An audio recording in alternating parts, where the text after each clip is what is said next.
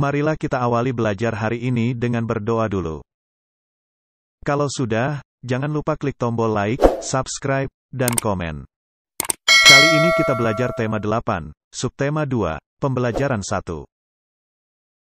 Perubahan lingkungan terjadi karena faktor alam dan kegiatan manusia. Ada perubahan yang menguntungkan, tetapi ada pula perubahan yang merugikan. Apa sajakah itu? Yuk, simak bacaan berikut. Ayo membaca, halaman 53. Siklus air tanah.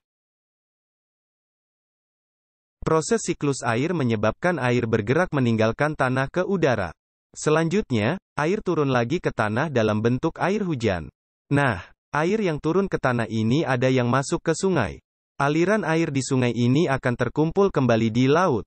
Selain masuk ke sungai dan mengalir ke laut, ada juga air yang tergenang membentuk danau.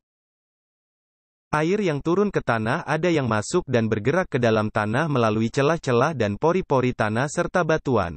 Air yang masuk ke dalam tanah ini kemudian menjadi air cadangan atau sumber air. Air cadangan akan selalu ada apabila daerah peresapan air selalu tersedia. Daerah resapan air terdapat di hutan-hutan. Tumbuhan hutan mampu memperkukuh struktur tanah. Saat hujan turun, air tidak langsung hanyut, tetapi air akan terserap dan tersimpan di dalam tanah. Air yang tersimpan dalam tanah akan menjadi air tanah. Air akan lebih mudah meresap jika terdapat banyak tumbuhan. Air yang meresap akan diserap oleh akar tumbuhan tersebut. Adanya air dan akar di dalam tanah menyebabkan struktur tanah menjadi kukuh dan tidak mudah longsor. Nah, menyimak uraian tersebut dapat disimpulkan bahwa keberadaan hutan sangat penting. Hutan berperan dalam penyimpanan air. Oleh karena itu, kita harus senantiasa menjaga kelestarian hutan. Saat ini hutan banyak yang gundul akibat penebangan liar. Selain penebangan, hutan dapat rusak akibat pembakaran. Pepohonan di hutan ditebang atau dibakar dengan alasan tertentu, seperti untuk membuka lahan pertanian, perumahan, atau industri. Kegiatan-kegiatan ini dapat mengurangi kemampuan tanah dalam menyimpan air. Akibatnya, pada saat hujan terjadi banjir dan pada saat kemarau banyak daerah mengalami kekeringan.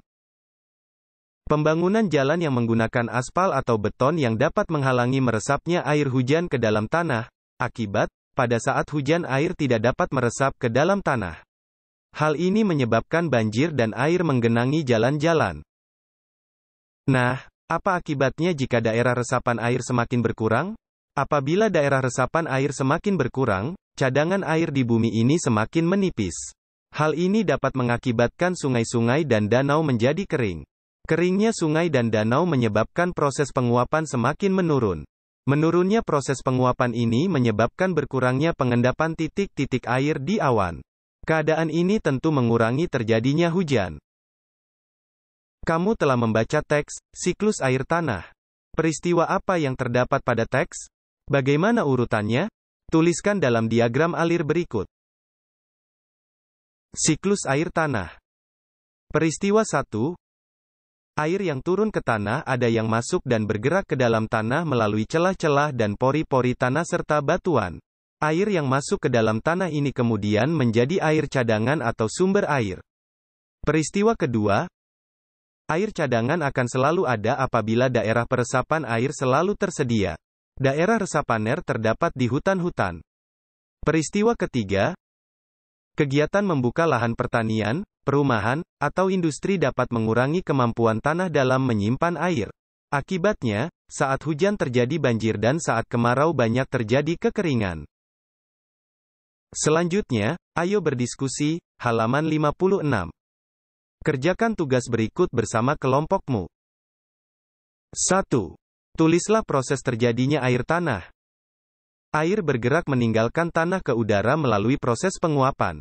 Selanjutnya, air turun lagi ke tanah dalam bentuk air hujan.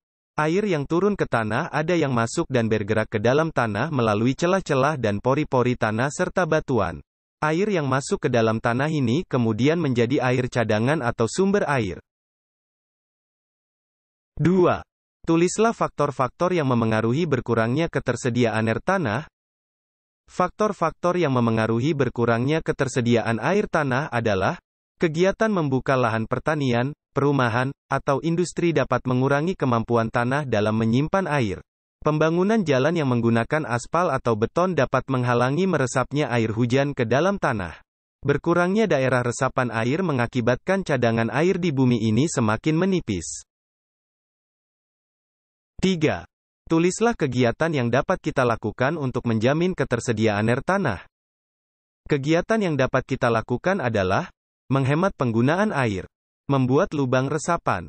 Lubang resapan berguna untuk menampung air hujan supaya terserap ke dalam tanah. Menanam pohon supaya akar-akar pohon dapat menahan air di dalam tanah.